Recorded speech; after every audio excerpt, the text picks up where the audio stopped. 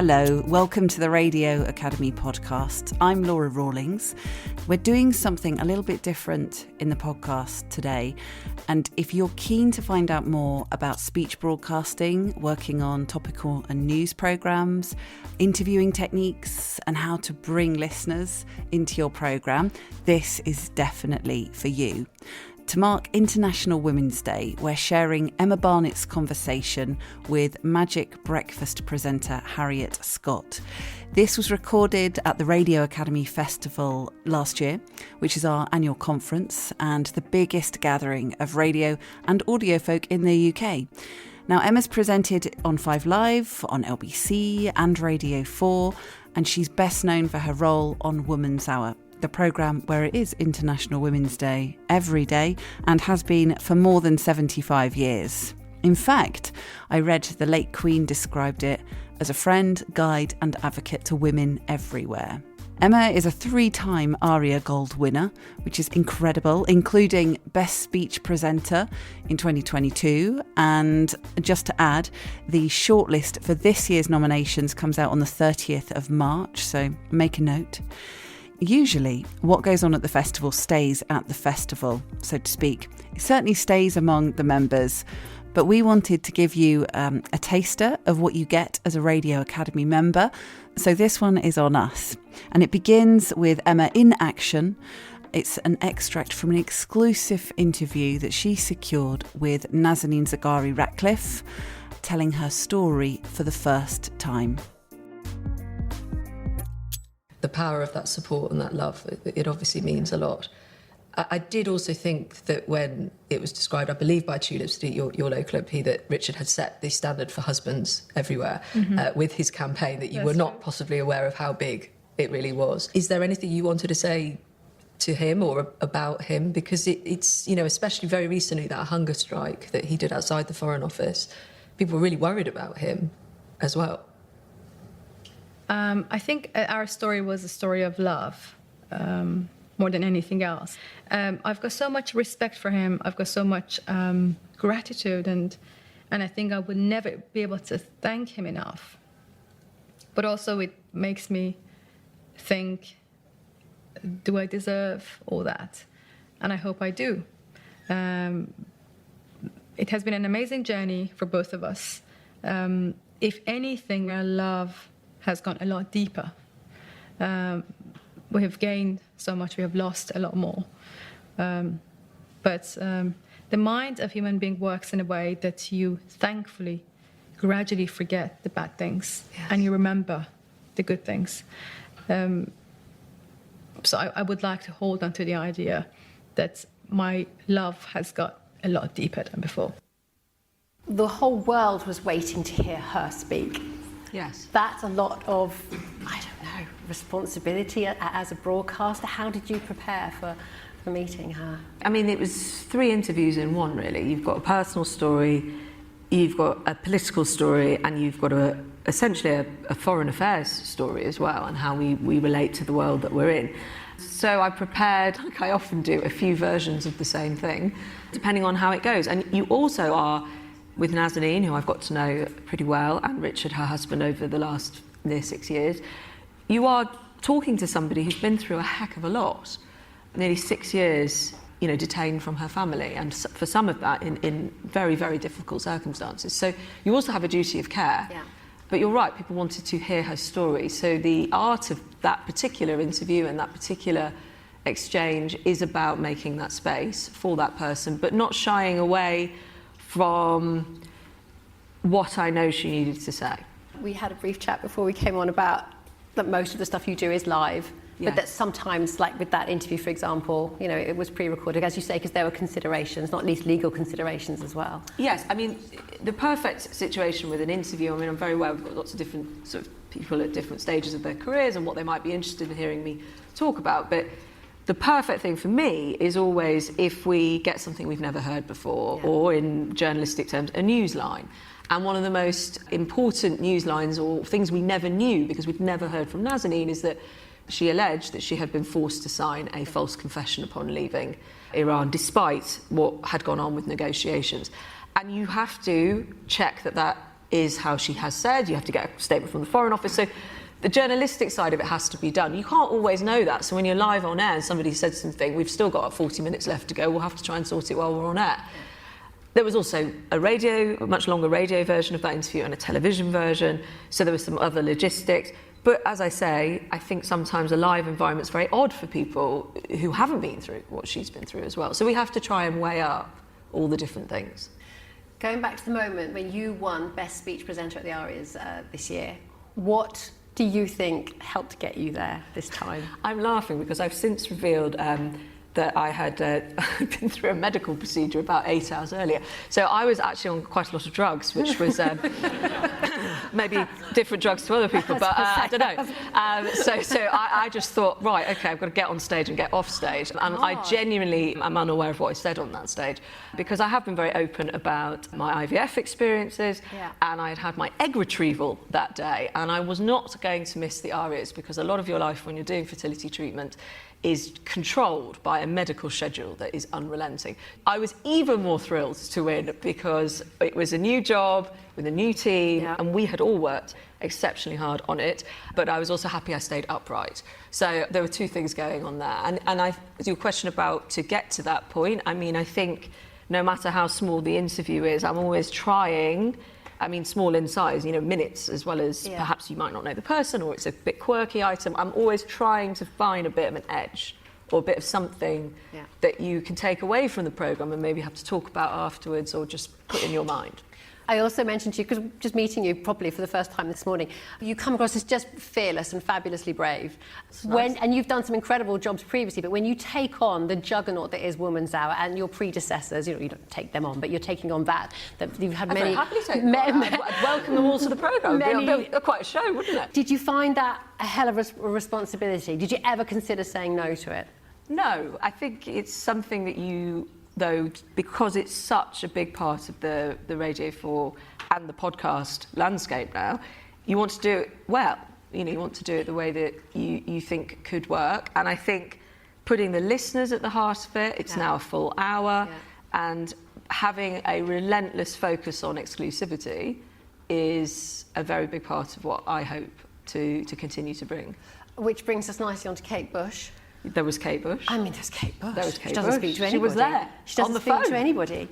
She's hello, to it's you. Kate. I said, oh, hello. Was that exciting to speak to her? It was. Sometimes things align, but I have, I don't know. Do other people have this? I'm sure we've got producers in the room. I have a list on my phone of people that I want to have on the programme or any programme, and it's constantly... I'm putting yeses and nos, I'm putting maybes, I'm putting the next thing, and she would be on what I would call my longest bid list. Yeah. And it was absolutely thrilling to be able to talk to her, in some ways about almost just hearing what Kate Bush did during lockdown, which is part of what came up. You want to know, I certainly wanted to know. It was lovely to just hear her on the phone. Who is the top of your list right now? Well, I'm not telling you the very top, because I don't want to say. For others, I think we need to get J.K. Rowling on Woman's Hour. Yeah. I think there's a lot that she has said, but there's not a lot she's said in conversation or in dialogue or in interview. That Twitter and other social media platforms give us a great platform, and yes, you do reply, but you're not in an exchange or an interview. So she would be one. Yeah. I have tried for quite a while to get Monica Lewinsky on many programmes that I've worked on. I still think there's more to say almost now with some of the way the climate has developed. God, it would be different, wouldn't it? Yeah, and very rightly, she's very wary of the media. That there are about 27 others on that list at the moment, I think, if I'm to be precise. But I won't go through all of them. You cover a lot of things on the show. Some of them, obviously, a lot of the more hard-hitting, topical stories. You also talked about gossip recently. I enjoyed that was programme. A gossip programme. And the need for it in our lives. And that when women do it, it's seen as a bad thing, but everybody does it. But also, like in yourself, like I'll go back to your, I think, fearlessness. And when you start a new show like Woman's Hour, there's going to be long-time listeners who might, I don't know, tweet something negative, not necessarily about you personally, about the way you've handled something. How do you react to any sort of negative comments or publicity? Well, I always try and make sure that the person who is reacting has listened to the programme. Well, yeah, it's a start. No, but it's actually a bit of an issue, and I think I hope perhaps good advice to broadcasters who are coming up is that it's very obvious when someone hasn't listened. And I think that's the very least you can do. I listen to what my guests have to say, and I meet a lot of people who come and talk to me in the street, and a lot of people come up to you and are very honest. I do think it's quite fun sometimes watching my husband say, oh, we're onto the patriarchy, it's not 8 a.m, we haven't had a coffee yet, or they'll ask me about particular political policy. I engage with what I believe to be fair responses, and I try to learn and properly read them, or I handwrite 2 letters a week. I try and sometimes do a little bit more because some of our listeners still write. I actually do love correspondence. And you write back to them? Yes, I do write back. And, you know, there's a few who are quite regular. There's one, I think it's a gentleman who sends me quite a lot of books, some of his books, and also CDs now. I try and be in some dialogue of some description, but I do think there's diminishing returns, especially on Twitter. Any particular highlights since taking on the helm at Woman's Hour? Well, I mean, very recently you've mentioned, we were just saying when you come off air, you know, you almost can't quite remember what just happened on that particular show, but then you'll go back and think. Creating a space that is trusted. I mean, the Nazanin story is a very good example, because the day that she was released, we also had Liz Truss on. You may have heard of her, the Foreign Secretary. And that was an accountability interview, through to something like Kate Bush, which is about people finding her again, through to Lady Lavinia Norse, who was cleared of child sex abuse charges and hadn't spoken to anyone else. She had done a print interview. I believe that radio, audio is very, very different because you are in your own words. So highlight perhaps is not the right word for some. It's just more what you can do with the space and the real estate of a daily programme with that sort of reach, you know, in terms of the downloads of the programme and the amount of people it's reaching. Well, this is the theme of the festival, isn't it? It's the power of audio, and that's exactly what you're talking about. And Women's Hour is the most downloaded podcast on we BBC did reach Sounds. that. Congratulations. And that is great. But I would also say in a podcast landscape, you know, lots of things are set up to be friendly and have conversations. And I think conversation is a word that's... But I do think there's a difference between a conversation and an interview. And I very much interview people. And I think... I don't make enemies, but I'm not going into this to make friends with everybody who comes on to our programme. I'm there to respect them and go through their story and properly, hopefully, go through their story. And that is a difference between a lot of podcasts, not all, and with what we're also doing sometimes that's different, perhaps as journalists. Have you found anything to be particularly challenging that maybe you didn't expect it to be challenging? Like, you might have your high-profile interviews, you think, right, OK, I need to focus, but there may have been things that actually were surprisingly challenging. Well, I think also in the time that we're living in, we've weirdly gone to kind of a monoculture in some ways. Even you can see it in our politics, through to what then trends and is the most talked about things. I think people still want things that surprise them and still don't, you know, a tendency to all gather around the same thing in the same way, to try to keep breaking that and finding different ways of doing it. I think people want to be entertained, as well as everything else that's going on, and finding a way of doing that interspersed with trickier things is a talent, and to keep doing that every single day. Just on a technical note, you know, a 10 a.m. slot, I did it for nearly 6 years on 5 Live, is still the shortest amount of time to set up a programme in the morning, because we do not have an overnight team. I'm not saying we should, I'm just saying we don't. The other big change with Woman's Hour was that we got rid of all of the planned items. So there are still planned items, but there is always a massive hole in the programme. Up on until the day. what point? Yeah. Up until what point? 9:49. Yeah. Is that stressful? I'm very used to it. I'm sure. Yes. By normal people's standards, it probably would be quite stressful. But you choose to work that way. Well, we choose as a team. Yeah. So tell me about the team. Well, the team has an editor, it has a deputy, and then it has the producers and an on-the-day team, and that was rejigged with a view to. Woman's Hour isn't a news programme, it's newsy, it has news lines running through it, but it also, what is going on in the air that day? And women don't only care about certain subjects. There's the whole world is our oyster. How we tap into that can't be done if you don't have the space to do that and reflect that. And it always had very current affairs and all those sorts of things, but that is a key difference if you listen to the programme that you can hear. So when you go live, is there still a gap? And how do you feel about that? There was a lot of gaps on 5 Live, let me tell you. I can play songs, and that's a lot easier. Well, but I did a 3-hour show, and that was designed like that you would roll and not know. And I remember one time quite recently when Atomic Kitten burst back into the charts around the football. And somebody just went in my ear, the last 5 minutes now, Atomic Kitten, we've got 2 of them, or 2 of the singers. And I went, great, we've got Atomic Kitten. I don't know what was meant to be there, but now we have Atomic Kitten. So there's a fluidity that I'm exceptionally comfortable with, and the team are very comfortable with now with me. So I'm keen. Let's talk about the role of the listener then. Yes. And talk about fluidity and their engagement in the show. I know that's important to you from listening to Women's Hour. I can hear it's important to you. What level of engagement do you enjoy, and how much airtime do you want to give your listener? I think it's exceptionally important to not pay lip service to, we want to hear from you, and then you don't read any messages. You don't take any calls, you do there's nothing. I don't mean that programmes who then don't read anything aren't using their listeners, because the inbox is a goldmine and you might then use them in the next programme. I'm not saying that, but I think if you set it up at the beginning, you do have to actually follow through on that. Listeners have got me out of all sorts of holes. Listeners have come up with better questions than me and anyone working on the team. They've come up with something, sometimes if it is a political one, where they live and the MP is in their constituency, and I can get exceptionally specific about a service provision there. And I think also it's the biggest privilege to have a text message console there, because I think, Twitter can go into echo chambers, just to see the length and breadth of the country, sometimes from abroad if we get the emails in time, to see that the view you may have thought was prevailing is not. So I am dedicated to sort of trying to intersperse that. Also, you must get a lot of communication from listeners about your own personal stories. You've been very open about your own journey with IVF. So maybe too open with the ARIA moment, but yes, there we go. Also, you've written a book on periods. I did. So, guilty.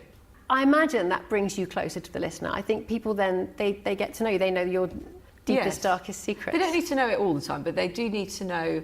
I did just get back from holiday, and when you think, how am I going to say hello again? I think sometimes, especially on radio, because there is a bit of formality with it all, and it can be, also on Radio 4, people almost pretend they haven't been away. They sort of just say hello again. So I like to say, hello, I've been away, I'm back, or whatever, not make a big thing of it. And I just Did you miss me? Yeah, exactly. And I just said at the beginning of this, coming back from summer holiday, I've only got one word about that, chafe, maybe another word, thighs, and then we moved on. And then I cannot tell you the number of women who've been in touch with me, and men, about what knickers I should be wearing, how I should be handling that. And then literally we did an entire programme on it was a year since the Taliban took over Afghanistan. And you've got to be comfortable with making a jump from, as I set it up for myself, chafe, into what on earth is going on in Afghanistan and how as a country we're responding. So I do try where we can to have a very personal relationship.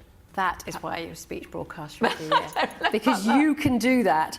As you said, there are lots of people in this room at different stages in their career, different ambitions. What would you say to people here in the audience, or people who will be watching later online, who want to follow in your footsteps and in your career?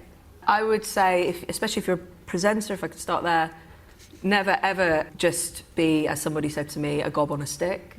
You should provide ideas, you should bid for people, you should want the very best for the listener, and you should imagine you're listening at home and what you would want to be asked and to be said. You should be very much on their side. Radio works still because it's one-to-one and it's a heartbeat in people's lives. And I think that personal relationship is exceptionally important. If you are a producer, similarly, I think there's a lot going on, but if you know what you need to provide for your listener, that's an extremely good guide. And I think exclusives are underrated. Emma Barnett, thank you. Thank you so much. There's so much in that short session, isn't there? I think one of the points that I'll be thinking about is what she said about podcasts often being friendly and having conversations, and the difference between that and an interview, and perhaps how Emma approaches those interviews as a journalist. I thought that was an interesting distinction. And also the point about the challenge of our monoculture. So that tendency to all gather around the same thing, to look at what's trending. It is what we need to talk about, but also knowing that actually people want surprises as well, and how tricky it is to find different ways of doing that. And I think many people working on regular weekday shows will be familiar with this challenge. There are so many more conversations like this, equally brilliant, from previous Radio Academy festivals and events. There's a whole library's worth of resources about working in the radio and podcasting industry. So if you become a member, it'll all be there for you. Just go to the Radio Academy website. If you search for membership, you'll get all the details. Happy International Women's Day, and thank you for listening.